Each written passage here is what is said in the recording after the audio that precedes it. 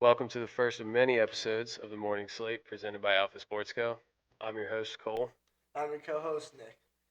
We have a lot in store for this show. I'm personally super excited.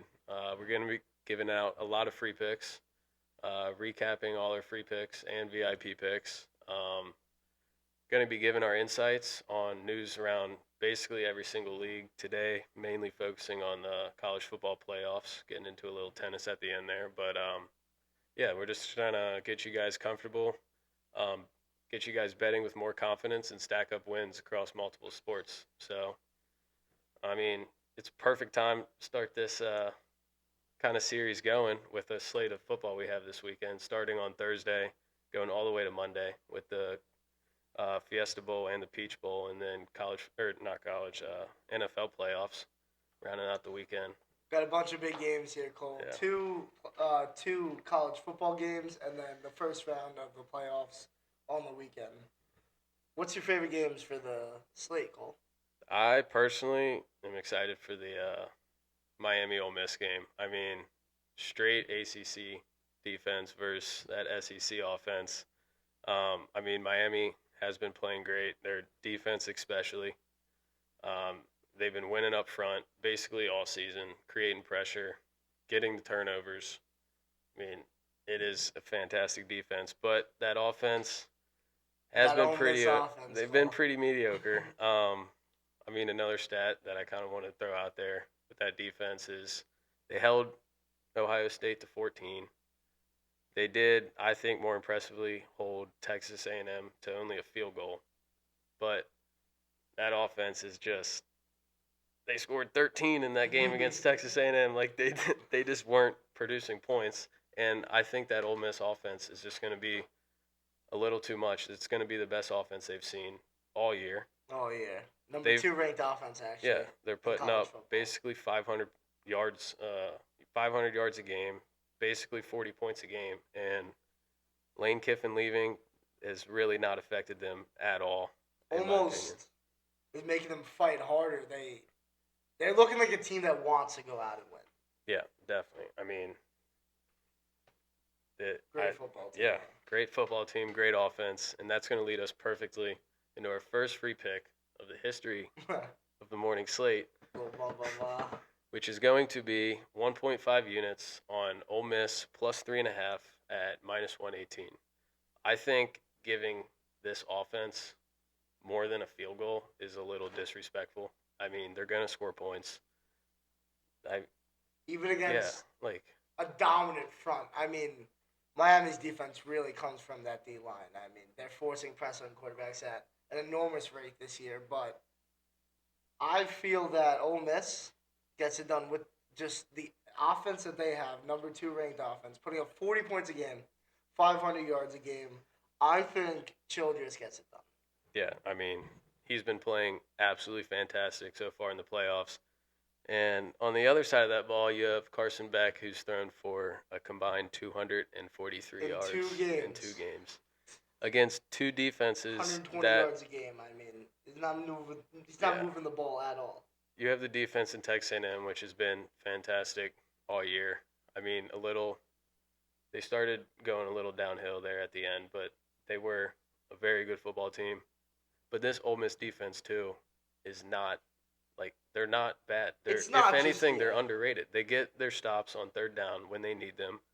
They can create pressure. They get turnovers when they need them. Like it's not just like a terrible defense too. And I think they're going to create pressure on Carson Beck, and I think they're going to rush him into some throws that could create or give Ole Miss chances to turn the ball over. And on Ole Miss, their offense is so effective and plays so well that them scoring points early in that game will force Miami to throw the ball more often, which hinders their game plan because they want to run the ball, they want to have a good defense, they want to win that game in the fourth quarter.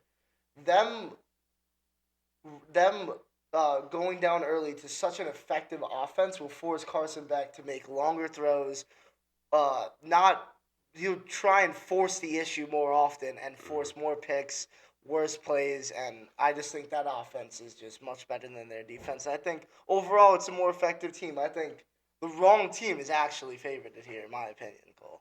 Yeah, I agree with you there too. And Miami just wants to hog as much as that clock as possible.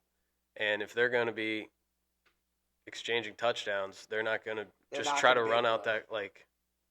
They're not They're going to be not able just to just going to. outpower Yeah. Ole Miss's offense. There's no way. I mean, And that Ole Miss front also is not one to play around with. So lock in the Rebels plus 3.5.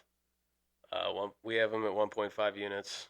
Sprinkle the money line if you want. lock them in. Moving on to this other playoff game on Friday, we have the Red Hot Hoosiers versus Red hot. Red Hot. I mean, red hot. Yeah. I mean, Kirk Cincinnati, 25-2, past Yeah. 2 seasons has taken over head coach. Amazing what he did for that program. And he keeps stacking too. We'll get He to it wins, a he little said later himself. on, but he is stacking in the transfer portal right now as well.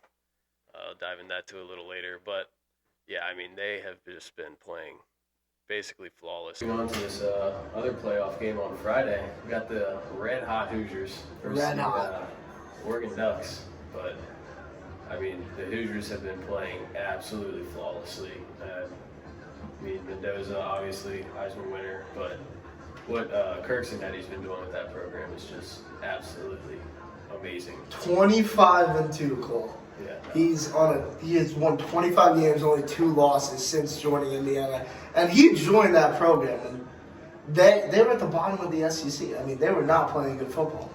Yeah. Simply, and then he turned almost what used to be a basketball program, even though they're not great at basketball, but he turned that program into, now they're a football program. They got a phenomenal program there. I mean, past 2 seasons, making the college football playoffs last year from a team that had losing records multiple seasons beforehand. I mean, what Kirk Cincinnati did, yeah, it's truly amazing. Yeah, I mean, and he keeps adding on. We'll talk about that a little later, but his transfer portal pickups have been amazing. He can recruit. Yeah. He can recruit. He's picked up a lot of talent, especially on that offensive side.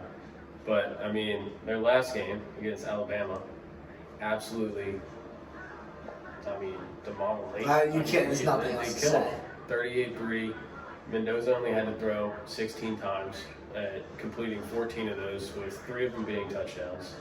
They forced that fumble, which put Ty Simpson out of the game with a broken rib. I mean, their defense is playing fantastic. I mean, their run game. You know what's funny about that, too? Earlier in the season, there was a tweet I actually recently just saw, and it was Mendoza actually saying in spring training, he said, I don't know if either I got worse or if I'm playing the best defensive team in football, and that's what he's playing. Yeah, right? I mean, their defense has been playing absolutely phenomenal, and especially their offensive line. I mean, huge shout out to Pat Coogan, won the Rose Bowl MVP, and I mean, that unit has just been allowing Mendoza to put together his Heisman season and potentially a national championship season, which I think is going to happen, and I'm going to call that right now. Right now? Right now. Right now. How many units on it? I'll put 1 unit on. Let me check the odds. Check the odds. It's a little live pick here. What do you get them at? Plus 130, Indiana to win the national championship right now. Put a unit on it. I love that. I mean, they're just completely dominant. It's insane what this Indiana team is doing right now. Yep. Huge shout out to that whole team. They've been playing great. But on the other side of that ball is not a team really to mess around with either. No. This Oregon is Ducks. I it mean, is this. I feel like between the Oregon team and Indiana, I think either the teams who win this game is going to win the college football playoffs. Yeah. Truly, I think they're the 2 most prominent teams that are left in the college football playoffs. That either team who wins that matchup will probably win the college football playoffs. I totally agree. And, I mean, looking at the NFL draft, you got potentially, I mean, basically in everybody's minds, the first pick and the second pick playing. Yeah, Dante those Moore are does more. submit or declare for the draft. He hasn't yet, but, I mean, people are saying he wants to stay at Oregon if he's going to the Jets. But, I mean, Yeah, I think he's going to declare. I mean, I don't even think it really matters with the outcome of this game either. I think he's going to declare. Also seeing what happened with Drew Aller last year, where he didn't declare, and then now the guy fell off the face of the earth. I mean, no hate to Drew Aller, but he's not a top prospect anymore. And he was. He was a Heisman frontrunner preseason. The Penn State team was, I think, either second or third in the poll rankings preseason, and now they're a team who played Clemson. I mean, they played Clemson for the bowl game, but those two teams. I mean, my opinion, you do declare for the draft. If you're a first-round talent, you should go. Yeah, I mean, and a huge shout-out to Dante Moore. I mean, he's been playing fantastic, leading that Oregon team. I mean, except for that one loss against this Indiana team all year. I mean, tough-fought game, 30-20. Yeah, and I mean, the score doesn't – it was a 10-point loss, but, I mean, they played pretty much – I mean, they played great football that whole game. Scored that touchdown with like 7 minutes to go, and then, I mean, the field goal to really ice it. But, I mean, it was a hard-fought game, and I mean, it's going to be a revenge game for them. I mean, for sure. It's hard to be a good team twice, Clay. You know that saying. Yeah. But there is one thing about Oregon, which I do think that sets them apart from Indiana, is that, yes, Dante Moore has been playing fantastic, but he threw the 2 interceptions against JMU, threw the one against Texas Tech. That was on 4th down, but still a bad read. Both the James Madison interceptions, I did not love the reads. And you're facing this Indiana defense in a big spotlight. That's a lot better defense than James. It's a lot better defense than James Madison. Tech's a good team, but, I mean, this Indiana defense is playing literally like the best team in the country. So, I mean, cool. They're going to force him to make bad reads, quick reads, and he's going to have to react. And if he doesn't, this Indiana defense is definitely going to capitalize. I mean, yeah, number 2 ranked power rankings in the defensive standpoint, and also they're letting up. I think, don't know for certain, but it's 8 to 9 points a game that they're letting up. I truly don't think that this Oregon team is going to be able to just outpower Indiana in general. Yeah. Indiana has better aspects of all sides of the ball. They have the better quarterback, the better offensive line, defense, running the football. Even, honestly, in my opinion, better coached football team with Kirk Cincinnati. Yeah, 25-2. They have all they're beating. He's fighting.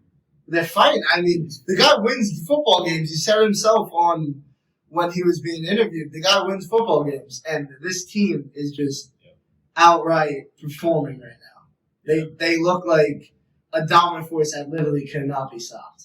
It's going to be, I think, more of a defensive game, in my opinion, but that leads us perfectly into our second free pick, which is going to be a pick for this matchup between Indiana and Oregon on Friday night, which is going to be Indiana -2.5 at 1.5 units at -150.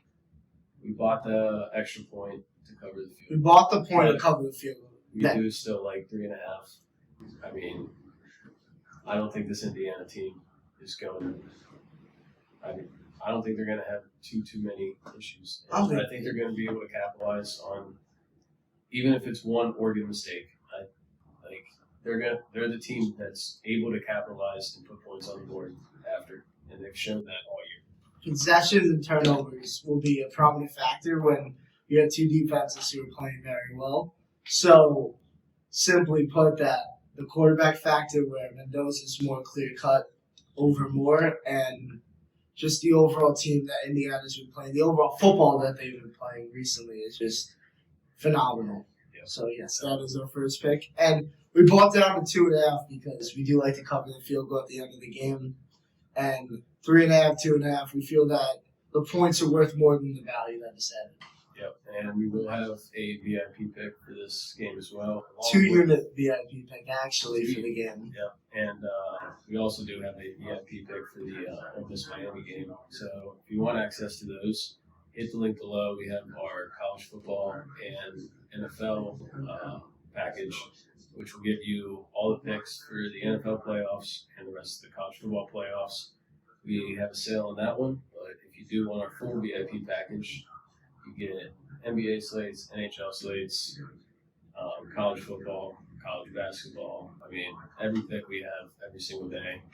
So VIP picks will be linked below, and also join our Discord. We have over 800 people now. Over 800 people, and all the Discord members get all the free picks for free at about 10, 11 a.m. in the morning. Yep, access to those first. We will be giving them out on the show as well, but yeah, we have sports talk in there. We do giveaways, Discord exclusive picks. So good community to join, and we'll link that below as well. So please join the Discord and the VIP.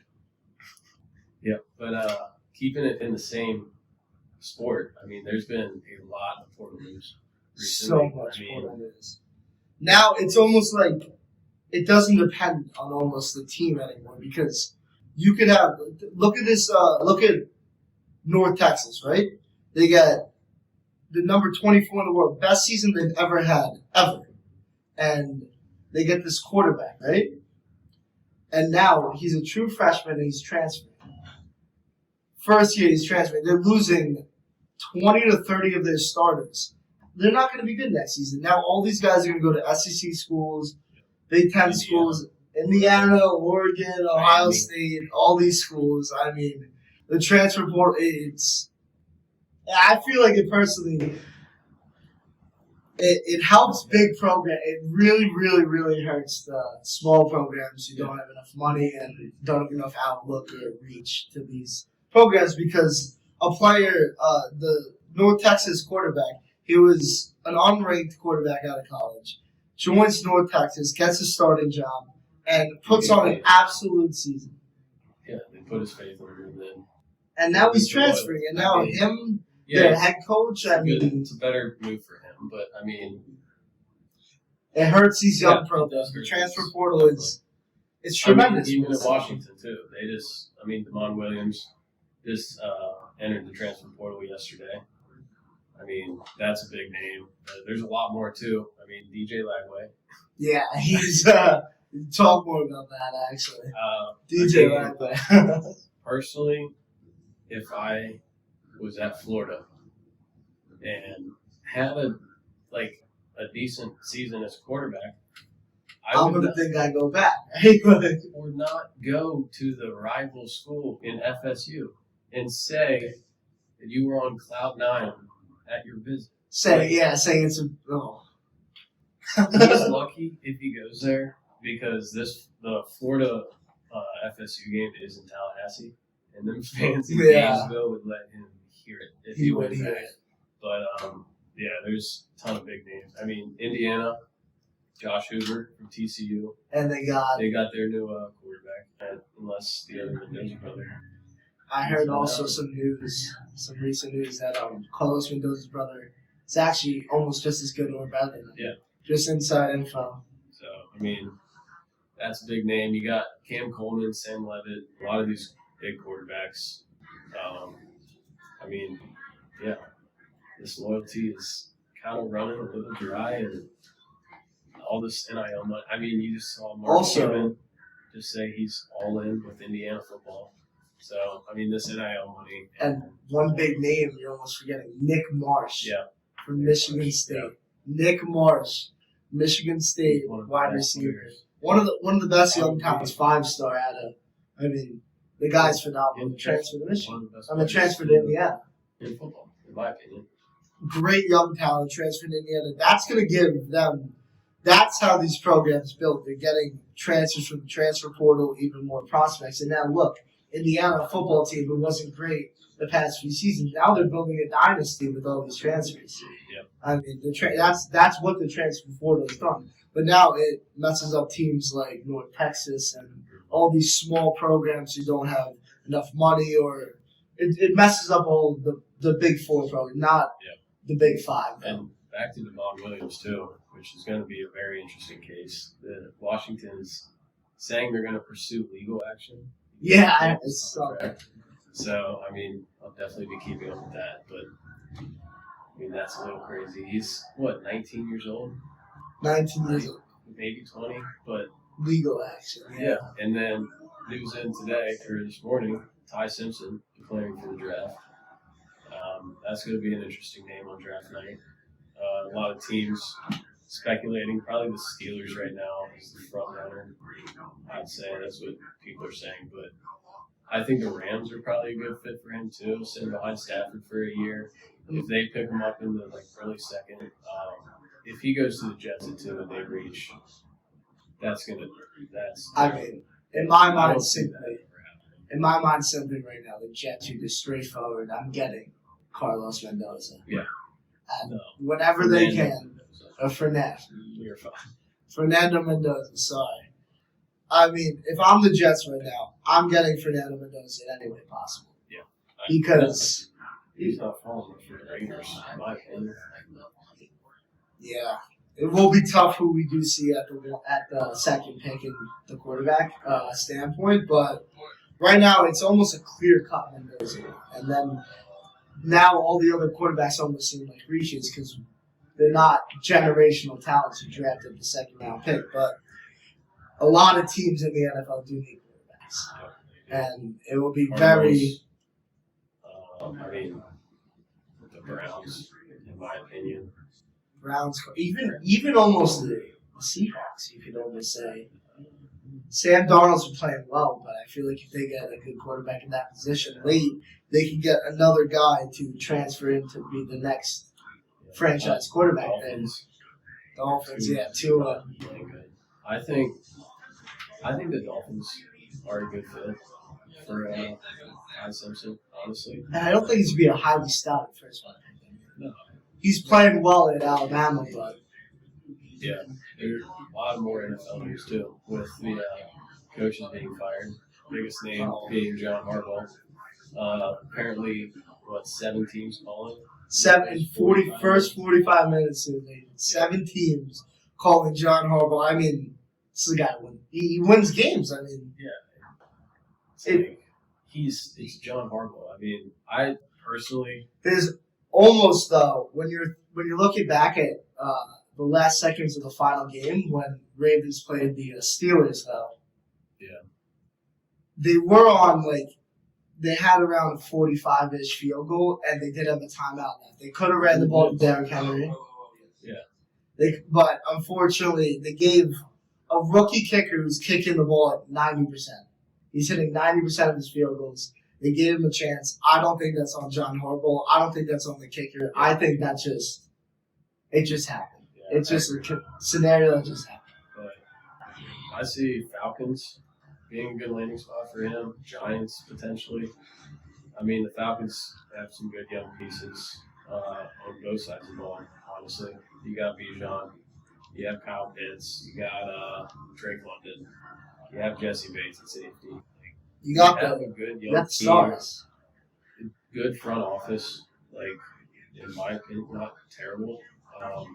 You do have Michael Penix there that they're gonna want to see, and you do have Kirk Cousins still there. But I mean, I think it's an interesting pick. I think that'd be a good situation for him. The Giants, kind of the same way. They got Malik Neighbors. They got Cam Scatterville. I mean, it's kind of the same position as Michael Penix, with Jackson Dart kind of being locked in with management, which probably, isn't the greatest quarterback situation. But if you go to a team like the Raiders, he does have the first overall pick. So you can get your franchise guy there and start pretty much fresh. I mean, you don't have too much to build off out there. You're building off Genty. You're trying to get Genty and Bowers. You have a young Bowers. You got a 25, 26-year-old Trey Tucker who's not in any aspect a clear-cut number one, but they do have areas of football where they can build around for an offense that will help Mendoza. Max Crosby, too. He's not too happy with that. He's not too happy in this scenario after getting benched. Yeah. Or getting benched almost. But I mean, Pete Carroll fired after 1 year, keeping it with that same team. I mean, I thought that was kind of interesting. Geno Smith didn't work out, but it's the Raiders. You give. I don't think it's give a guy too much. You give the guy an impossible scenario. you give up here is a generational tight end, and also have fun. Like that's what they gave. Like you and have also a rookie running back who, even at Boise State, kind of struggled against better football defenses teams. when Yeah. he didn't have the offensive line. They don't have the offensive line. Like he did have a good season for a rookie running back, but like it's a terrible situation to be put in. And I think you should have given him another year or finish out his 3-year contract. I mean, this is a Super Bowl winning head coach. I mean, Yeah, God he can forbid help out the first overall pick. anything that they say should have ran the ball on. Should have ran the ball at the 1 yard line, but this is a phenomenal head coach. I mean, he wins football games, great head coach, and they give him one season where he didn't really have anything to go off. They give him one season where their lead talented player, Brock Bowers, gets hurt. So it's a rough season for Pete. I honestly don't think he should have been fired. He is getting old, but he will probably find another head coaching or at least assistant coaching position in another program. But John Harbaugh, that was a Kevin Stefanski getting fired from the Browns. Yeah. That could be interesting if he goes to the Ravens. Best job. Obviously the Ravens are the best situation for any head coach to go in right now. He's a coach. Any team with a bar on your roster is going to be fine, in my opinion. Yeah. So, that's a good revenge. Raheem Morris got fired. The Falcons, yes. But some more NFL news. Broncos and Seahawks locking up the 1 seed in the playoffs, getting their bye. I don't know if you saw Rico Dabble's TikTok, but he's going to go for 250 yards. That was a funny TikTok. Go look at Rico Dabble. At Rico Dabble on TikTok. We also have 2 basically pick'em games with the Packers and Bears, and then the Jags and Bills game. So definitely have free picks and VIP picks for both of those games and every other game in the slate, right? Yeah. Yep. Every game. Hit those links below again to get access to those, and join that Discord to get those free picks and the VIP picks on there early. So hit those, but yeah, definitely some good matchups this weekend. I'm personally excited for that Niners game. I think that could be a very sneaky game, in my opinion, but that's just my opinion. Personally excited for that Bears. Personally excited most for the Bears-Packers game. The Bears have beat the Packers both games. No, the Packers won the first game, and then the Bears won the second game. But the Bears won the second game in very exciting fashion. If you don't remember that, they drew up. They had to get on the last play of the game. They actually tied the game, and then ended up winning in overtime, which was just a phenomenal game. So the Packers actually should have beat the Bears twice now, but good division matchup with great the Packers being all healthy now. So let's see if they can kind of turn it around after their last 4.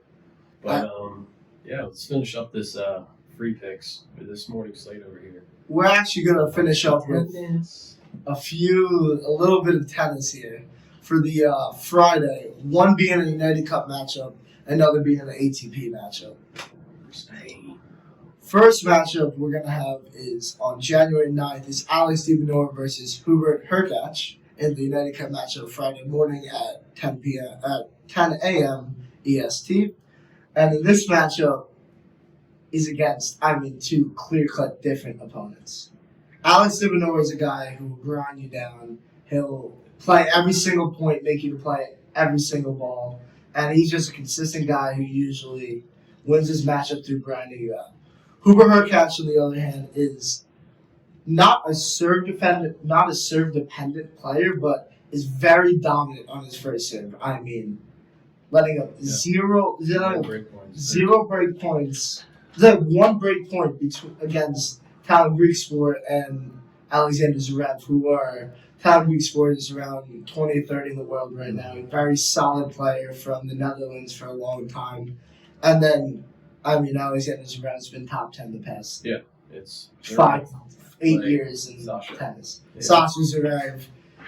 And actually, in that matchup, it was hilarious. He was not mad at the way he was playing. He was mad at the way Hubie was playing. He said, quotes from the match, he said, how is this guy serving this effing good? And he's been half a year off the tour, and he had 19 of 20 aces against Zverev.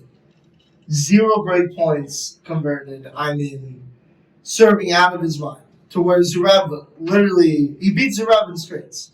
Top 5. Beat both of them in straights. Both top 10 players. And the courts right now are playing very fast. 1.27 court speed, which means first serves will have a tremendous impact in this matchup. Right now, we're getting Hubert Hurkacz plus 2.5 games at -110, which means that Hubert could lose 7-6, 7-6, and still cover the spread. He could also win a set. It wouldn't be a break. It wouldn't be a break, yeah.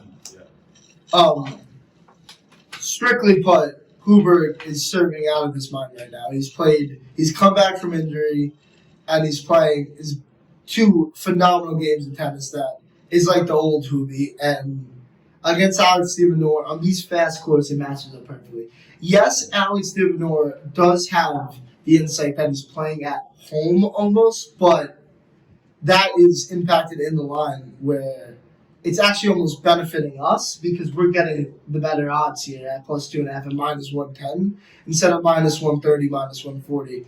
Great matchup here, and love Hubie. 1 unit plus 2.5 games -110. Yep, and de Minaur did lose that game. I mean, yeah, he did lose that match against Casper Ruud. Well, he was a heavy favorite. He was Casper Ruud is a good player, but I mean, yeah, Hubie's just playing absolutely fantastic. It is Alex de Minaur, but I mean, with his serves, it's lock it in 2.5 games. If you want to sprinkle something. You want to sprinkle? I'd sprinkle the money line here, maybe. Sprinkle a little bit if you're feeling it, but free pick, 2.5 games, cover the games, -110, 1 unit. I think gets the 2. He holds serve. He gets at least 1 or 2 tie breaks. He holds serve. He wins this. He covers the 2.5 games, and I have to support him to win the matchup, but I'm not posting that as a free play right now because I'm much more confident in him holding serve and holding the 2.5 games here against Alex de Minaur. We have another matchup too. This matchup. That one Friday too? That matchup is Friday. Let me just get the exact time, actually. Yeah, those Australian times keep switching on us. Had a few get moved. It is on Friday, but right now the time is actually to be determined. But it is Friday morning, and it is Andre Rublev versus Nuno Borges, and it is in the Hong Kong Open. And now here, these 2 players have actually both played on hard courts in the past 2 years, and in both of the hard court matchups, Rublev actually beat Borges in straight sets. He beat him 6-3, 6-2, and then in the second matchup this following year, he beat him in 2025. He beat him 6-3, 6-4. And now let's look at game styles. Both of them do not have not completely dominant first serves, where they're dependent on them. But if you look at the simple game aspects of this, Borges does what Rublev does, just everything worse. When you come to ground strokes, you come to forehand, you come to backhand speed, you come to consistency and speed, Rublev gets this done. His forehand is top tier, top 10 in the world. His backhand is very consistent. It's not top 10 in the world, but it's a very consistent backhand that gets the job done. Yeah. Now, Nuno Borges doesn't have the fastest forehand, doesn't have the fastest backhand, doesn't have a serve that will win you points over time. That's where Rublev differs. He'll be able to hold his service games so much easier than Nuno. His ground strokes and overall serve effectiveness will be the key matchup here. He's more consistent. better ground strokes, which will force Nuno Borges on a fast court to have slower time to react and place the ball. And this will help and ultimately give Rublev 3 points through his serve and ground strokes. So right now, actually, for a second free pick, we're going 2 units here on Andre Rublev minus 2.5 games, minus 125. Yeah. And this is a perfect matchup to where if Rublev serves first, he wins the first set 6-3, and then he just wins the second set. Also, in our eyes here, he's winning in 2 and he's going to have to break in one of them. Yep. And even if he doesn't, if he does lose a set, he'll lose it close, but I feel that he will dominate Borges in multiple games. And he's been playing great recently, too. Great. 5-1, his last 6. Even being a top 10 player where he doesn't have to, so normally the tennis break is November through January. Rublev actually opted in to play a few expedition matches. Actually, over through that period, he played 6 matches. He went 5-1, losing the only one match in a close set tiebreak, which means in a really, really, really close match, which means that he wants to play the tennis. Yeah. He's not just going there for a check. He played 6 matches over break. He won 5 of them. He's coming here and he wants to play. Nuno Borges' only match of the new season was yesterday against Marin Cilic, who is old and sometimes unreliable. But Rublev here, I'm very confident, comes to 2.5 games. He has great form. Overall, beats every edge and aspect against Borges in every scenario of the game. So our pick is 2 units on Andre Rublev minus 2.5 games. Yep, he's playing confident. We're confident in that pick too. I mean, great tennis out of him recently, and he's been fighting. So that will finish up our slate for this episode. Got Indiana, go Rebs, with Ole Miss finishing out the college football, and then Andre Rublev, and then Urkach covered. So good slate for the first episode.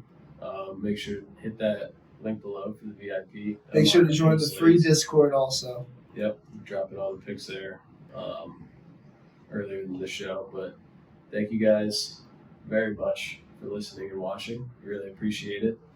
And let's have a week. Let's have a week, guys. Thank you.